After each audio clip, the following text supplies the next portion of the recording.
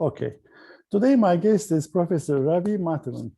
I will keep my introduction short to maximize our time with him. In the next 30 minutes or so, we'll talk about Ravi as a person, Professor Madhavan is a thought leader and an esteemed scholar, and finally, as a mentor to many PhD students and junior faculty. For the sake of time, I'll skip many of his accomplishments and give you a very quick snapshot. Professor Madhavan is the editor of Industry Studies Working Paper Series, the founding member of the Industry Studies Association. He was a rep at large of Competitive Strategy IG at SMS and editorial board member of Strategic Organization and International Journal of Strategic Change Management. He received the Best Paper Awards from the Eastern Academy of Management, the American Marketing Association, and was a finalist in the BPS Dissertation Award, a competition in '97. Ravi received several Teaching Excellence Awards from Pitt and Urbana-Champaign, and he has received extensive funding from the NSF, the Alfred Sloan Foundation, and the POSCO Research Institute, among others. Thank you, Ravi, for joining us. Thank you, Ilgaz. It's a real pleasure to be here, and I look forward to the conversation. Thanks. First question always is, what did you want to become when you were a child? That's an interesting question. Strange as it may sound, I actually wanted to be a pilot when I was young. And I say it is strange because aviation is safer today because I chose to do something else. Because thinking back on my own skill set, I would say that I'm probably quite mechanically challenged. I'm probably better as a symbolic analyst, but the truth remains that when I was young, my ambition was to be a pilot. Interesting. Where did you grow up? I grew up in southern India, a state called Kerala, which is sort of on the southwestern side of India. And what was the earliest moment of awareness between international versus domestic? Yeah, I think that's another question. So here's what I would say. Growing up in India, that early awareness was probably more on the cultural and linguistic side rather than on the business side. Right? In other words, I don't know if I can remember when I began thinking about, let's say, a product as being domestic or foreign. But very early in life, right, as you begin to learn English, for example, and you immediately see the difference between that language which you are typically speaking in school and the language you speak at home, right? So, and it's not just the language, obviously, as you know, the language stands for a whole cultural infrastructure underlying that. So I would say that is the first moment of recognition that, there is a certain domestic context in which you live at home. And then there is a broader context of ideas and, everything that stands for that, which is foreign in that sense, right? The English standing for it. With respect to products too, as thinking about this, perhaps one of my earliest, and some of the viewers might find this funny. One of my earliest memories of that was actually a situation where you see certain products at that time in India, right, where these were consumer products, right, which were actually not foreign made, but the manufacturers would try to project it, right, to make the consumers think that these were foreign made, right? So basically, these were knockoffs, right? And I'll give you a concrete example. There's some clothing items, for instance, where if you look at it, it would actually say in big letters, made in Japan. Okay. But if you look at it carefully, above that line, there is a smaller, in much smaller print, there's another line which would say better than. Right. So basically what they're saying is this is better than made in Japan. So, legally they are not, liable for saying something that is untrue. but a lot of consumers would probably not look beyond that big, so I take it for what you will, but maybe there are some some overtones of IP knockoffs, those kinds of things in that little story. It's funny. From now on, I will check the tags definitely. More carefully, right? I don't know why, but someone told me that all these zippers were made by YKK. That's right. This Japanese company. Yeah. And I don't know, for the past 40 years, I've been looking at zippers to figure out if they were actually made by YKK. Right. That's right. So small things. What is something not on your CV that people would find interesting? Something that's not on my CV. Let me share this. I've spent the bulk of my free time during the last year learning about medieval history,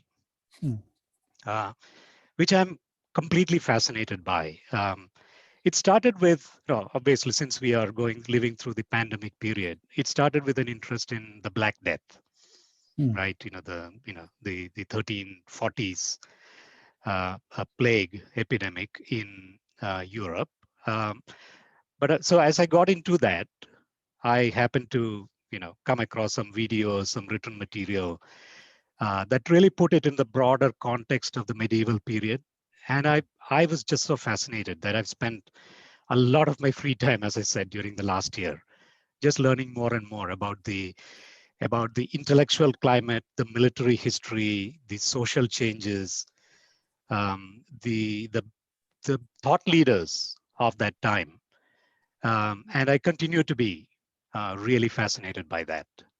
Interesting. This is interesting. Question. Sure. If you stop doing what you're doing today, what is the second best alternative career path? That's not an easy thing for me. I'd probably say two things. All right. So for instance, if I were no longer a scholar and a professor, but still in the same broad arena, I'd probably see myself as a strategy consultant, as an global strategy, IB, corporate strategy consultant. But if you say not even in this field, I would probably be maybe an architect. Right now, I say that because I see a lot of commonality between the kind of work that we do from a strategy perspective, right, and including global strategy, and the kind of work that an architect does. Now, again, just like I lack mechanical aptitude and therefore would have made a dreadful pilot, I also lack visual and artistic capability. So I would have made a dreadful architect. But what I'm fascinated by, and that's why I bring it up, is that there's some commonality about perspective, right? About being integrative, right? About not really focusing only on one thing, right? But looking at how things interconnect, right? So it's not, I think to be a good architect, you need to be, you shouldn't be a hierarchical thinker, right? You should really be thinking in terms of what some people are now calling flat ontologies, right? So in hierarchical thinking, you tend to say, okay, what's the most important factor here, right? And in statistical terms, you might say, right, what are the things we need to put into the regression equation? What's the relative dominance, etc. But in a flat ontology, it's much more of a network-oriented perspective, right? That is, things interconnect with each other, right? It's a relay of factors rather than a subset of things that are determinative of a particular outcome, right? So that's sort of going a little beyond the question itself, but I think the field of architecture is where a lot of those flat ontology ideas have emerged from. Ravi, do you have any regrets? Yeah, I don't know if I would necessarily put it as a regret, but if I think about that sort of, one of the things I would have, but that I miss is the fact that I didn't study the liberal arts a lot more when I was in college. Mm. Right. I would actually have enjoyed um, learning about philosophy, about history, about literature, because these were all areas that I continue to be interested in. And in many ways, I think I draw upon those even in my professional career. But it would have been nice to have had 3 or 4 years to delve deep into that when I was at an early impressionable age. So, what are you most proud of? Well, you have a series of really thought-provoking questions. I would say what I'm most proud of is the work that I do with people, with students, primarily, right? Uh, so there's actually the flip side of it as well, right? One could think about what are the setbacks that one has faced, right? And the flip side of it is what is proudest of. And you can always say, oh, I'm proud of this particular paper, right? Or this particular construct that you brought to the literature. But to my mind, one's biggest successes are, I think, even as a scholar, is with regard to the people that you get to help, right? Especially graduate students, right? So to put it in a nutshell, I'd say my proudest moments are when I see my students succeed. And to the extent that I've been able to guide and support them, right? I think that's really something that I take a lot of pride in. Right. So let's switch gears to research. And how do you explain your research to people who don't read your work regularly? Like you're stranded in a pub and these locals are curious about you. What do you say? What do you do? And why is it important? Sure, I think that's a good way to frame the question. One of my colleagues, John Prescott, routinely poses this question of, how do you explain your research to a bartender, right? Which is, again, you're asking me to situate myself in a pub, right? So here's the way I would look at it, right? I would say what I'm really interested in is what makes, let's say, a collectivity like a village, right? The village in which I am at that point. What makes it prosperous, right? What makes it a good place to live in? What makes it an interesting place to live in? And obviously, there are many ways to answer that question, right? One can think about it in terms of the economics, right? In terms of growth, in terms of innovation, etc. So I would start my story by saying that's what I'm really interested in. And the specific aspect that I like to study about it is networks, right? That is, if you're looking at how the village grows, right, or becomes more prosperous, you can always approach it in terms of economics, right? To say how much capital is there, or you can talk about it in terms of technology, right? Do the farmers have the latest GPS-enabled tractors, for example, right? While all of those are valid, what is distinctive about my interest is really, I look at how those things like capital inputs or technology inputs interact with people networks and firm networks. Ravi, also, you're very good in these industry studies. Like you wrote the book on it. So how does industry studies, how do we integrate industry studies in IB research? And then I will ask you about the omitted variables in IB research, things that we haven't covered. Let's start with the industry studies. Sure. I'm so glad that you brought up industry studies, because during the time that I spent, helping that industry studies community, I really became much more convinced about the value of industry studies. But the history of it is really that when I was doing my dissertation here at the University of Pittsburgh, that was a time when the Sloan Foundation was very actively supporting the steel industry, right? And Pittsburgh, obviously, being the center of the U.S. steel industry at the time, was a good place to do my dissertation in the steel industry, right? Where I looked at strategic alliances, global strategic alliances, and the role that they were playing in the industry at the time. What I took away from it, and I think that's what the industry studies community represents, is really the value of situating research questions in a very specific industry context, right? Which is not just in terms of the economic and industrial context of that industry, but also the institutional context, right? The history of that industry.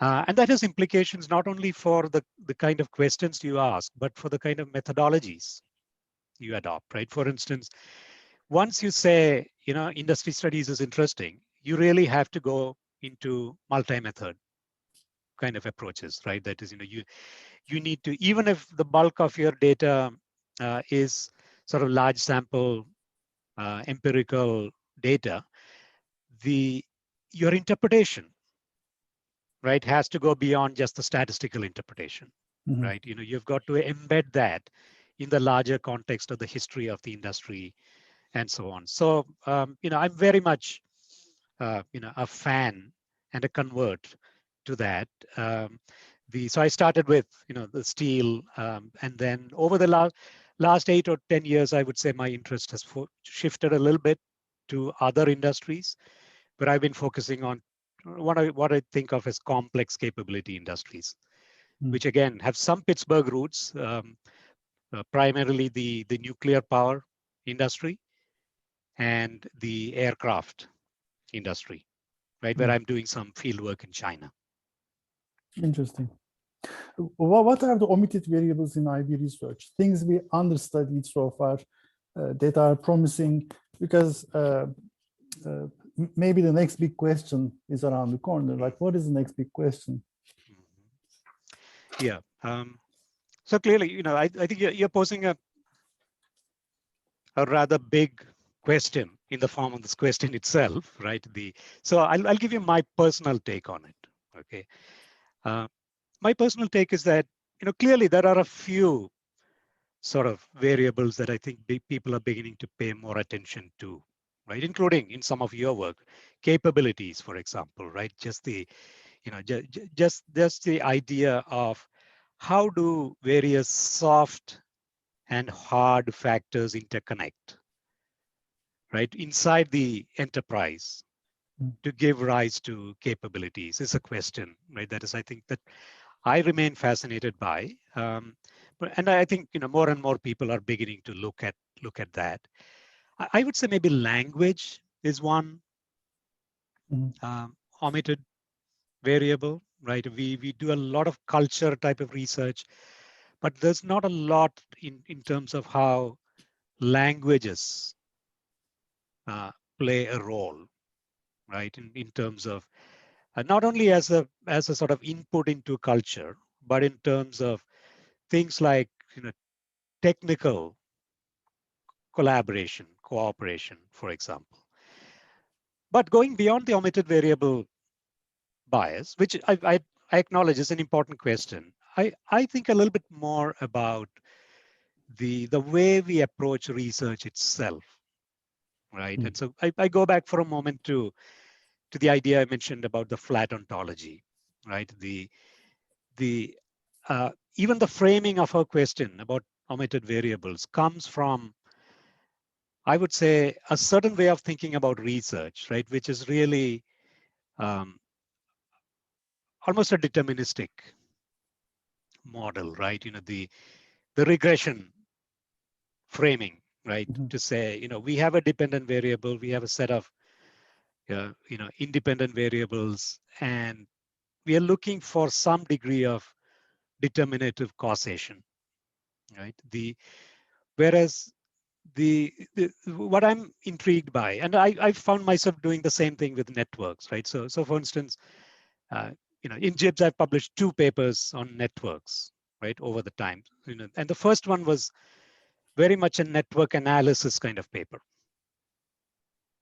okay, where we use network analysis software, right? So it's again, in the same pathway right, of classic regression type of analysis. Mhm. Right? But my second network paper was uh, more looking at networks as a phenomenon, right? And we didn't actually, although we use statistical techniques, we didn't use the network analytic technique. And to my mind, that sort of represents a shift in my own thinking, that networks remain central to global phenomena, right, and to my own interest. But networks are more than structure, for example, right? So the classic network variables, while they're very important parts of the network, right? I think networks are more than that, right? So, and these are non-hierarchical, right? It's not just one network, right? There are multiple intersecting networks, the networks of technology flows, the networks of people, networks of firms, etc. So I mentioned that as an example of, when I think about where I would like to go, right? And, to the extent possible, influence the field to look at is really that part. Okay. About creativity, what does your mind think of when it wanders freely in a state of idle curiosity? How does creativity take shape for you? Yeah, I think again, that's another very interesting question. So first of all, I'd say, the I'll just comment a little bit on the idle curiosity part of your question, right? I think that's really very important. So to give a bit of context, one of my formative educational experiences was when I was doing my PhD. I went across the street to CMU and took Herb Simon's class, right? So, uh, and it is a fascinating uh, experience because, by that time, of course, he had left economics far behind. And this was a course on cognitive psychology, right? And he had this, really interesting way of teaching. But one of the things that he taught us about was really about creativity, right? Because he even at that time was beginning to put in place some of the founding blocks, if you will, foundational blocks of AI, right? So he would talk about the determinants of creativity. And one of the things that I still remember is that he had this very firm belief that the human mind was a serial processing machine, right? So so one of the rules that was that he would say, you can't take notes in my class, right? And the reason is, he would say, if you're taking notes, you are not listening to the conversation, right? So believe it or not, if you wanted to take notes, you had to actually write a memo to him explaining why taking notes in class was an important part of your learning process, right? But one of the things that he would talk about was really the nature of creativity, right? And he would give an example of how historically there have been many cases where somebody who's working on a tough problem, right, for hours on end, right, or days on end, very often get a breakthrough, right, when they're doing something else, right? So the classic everyday thing is, people will say, I get my best ideas when I'm in the shower, right? But Simon taught us there are explanations for it, right? And the idea was that there are different memory structures in the brain that get engaged in problem solving, and he would call them data structures and control structures, right? So there's some parts of the brain in which you hold the data, and then there are some other parts where you have certain control mechanisms through which you are modifying the data, right? And his insight and his argument was that the control structures weaken or atrophy faster than the data structures. And he said that's why you get your best ideas when you're in the shower, because once you stop working and you go for a run, for example, or you go for a shower, your brain is still holding on to the data that you're trying to find patterns in, but the control structures weaken, and that allows your brain to suddenly find a different way, right? To twist the kaleidoscope, so to speak. So that's it sort of left an imprint in me, right? So to my mind, the way I would look for, a creativity moment, if you will, is to do something else, True. right? To switch gears, even in teaching, for instance. True. So, what kind of advice do you give to your PhD students um,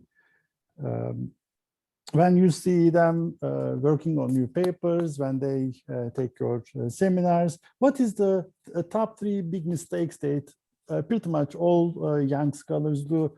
Things to avoid, pitfalls to avoid. Sure. So here too, I would say there are a couple of things that over the years I've sort of tried to articulate, right? The one, and this is this might be what some people call a blinding glimpse of the obvious, right? And that is, you, especially when you're picking a dissertation topic, you have got to pick a topic that you're passionate about, right? Don't pick a topic just because there's a gap in the literature, right? Or because your that's your advisor's topic, right? And then the reason why this is really crucial is that our field is characterized by distant and uncertain returns. Okay, so there's very long periods where you don't really get positive feedback from anybody, right? And so during those dark periods, the only thing that will sustain you is if you have very deep and abiding passion about that, right? So that's certainly number one. Related to that, I would say, again, this is something that I learned from Herb Simon, right? He would say you've got to ask 2 questions, okay, before you pick a dissertation topic. And one is, if I find an answer to this puzzle, will anybody care? Okay, so really it's a question of, is it an important question to try to address, right? But the other thing, which very often we don't think about, is in addressing this puzzle, do I have a secret weapon, right? And that secret weapon might be, maybe you have a prior background in that industry, right? So you have a better understanding of the phenomenon, right? Or it might be that you just happen to be in a particular place, right? The reason why I became a network scholar is because I was in Pittsburgh during the early 1990s, which was a terrific place to be in for networks, because there was a set of network scholars at the University of Pittsburgh, my alma mater, as well as Carnegie Mellon, right, which is co-located. And then when I went to Illinois for my first teaching job, that was also a great place to be a network scholar, because you had some of the founding scholars of networks, like Wasserman and so on, which really helped me, in that field, right? So that was not something that. So if I'd been somewhere else at that particular time, it would not have become what Simon would call a secret weapon on my part, right? To address certain questions, because of being embedded in that particular locale and network, that gave me an edge over somebody else who might have been setting out on the same kind of research project located somewhere else, right? So those are a couple of things that I would say might be helpful for people who are starting out. It doesn't have to be in academia or when you were going through the PhD program, but what was the best advice you received? That's an interesting question. Again, I've already mentioned some of the things I learned along the way, right? Yeah. Which but probably I'd say from a career viewpoint, I had a colleague who asked me upon my graduation, right? I finished my dissertation and was getting close to getting my PhD. He asked, okay, who are going to write your tenure letters? Right? So now obviously he was asking a question which would become relevant only 5 years later, 6 years later, right? But his point was that the earlier you start thinking about that question, right? You are trying to, what it's helping you to do is to identify the community of scholars with whom you interact in multiple ways, right? So for instance, when you come up for tenure, you want to be sure that there is a subgroup of people in your field who know of your work, right? But who are not necessarily your co-authors, because many schools would say, if they are your professors or your co-authors, they cannot write your tenure letter.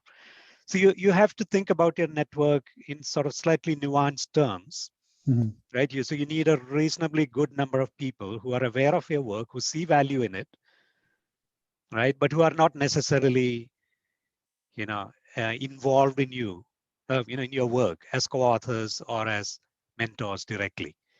So I would say that was actually a very practical question that would not have occurred to me at that early stage. And it really, I think, helped me to think about how my network would grow over the years. I don't know if that answers your question. It does. For the sake of time, what is last question? What is one question that I should have asked you but haven't? I don't know. I think you've really put together an excellent set of questions. I really can't think of anything else that I would myself have added to that. So, I'd say congratulations. Terrific set of questions. They have been thought-provoking for me as well. And to be honest with you, I probably learned some things about myself by responding to your questions. Thank you. Thank you, Ravi, for your time. It was a great learning experience for me. I'm sure the audience will agree. Thank you. Thank you. The pleasure was mine. It was an honor and a privilege. And I look forward to seeing more of these videos as they come out. Thanks.